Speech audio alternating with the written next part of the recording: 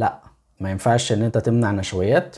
الصح ان انت اول حاجه تعمل مودريشن للنشويات بتاعتك، يعني ما تدخلش كميه نشويات او كاربس اكتر من احتياجك. الحاجه التانية ان انت تحسن الكواليتي بتاعت النشويات دي. لو انت بتدخل دايما سيمبل كارب، لا، حاول ان انت تبتدي تدخل في الفطار وفي الغداء وفي العشاء كومبلكس كارب. كومبلكس كارب ده زي مثلا البطاطا المشويه، زي مثلا الشوفان، زي الكينوا.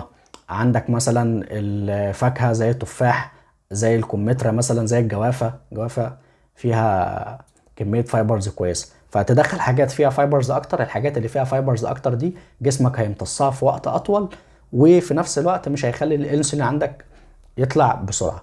يبقى اول حاجه تعمل مودريشن لكميه الكارب اللي انت بتدخلها لجسمك. يبقى لو انت مثلا جسمك محتاج 150 جرام كارب، ما تدخلوش 300 جرام، لا، تدخله النسبه اللي هو محتاجها. والنسبه الكارب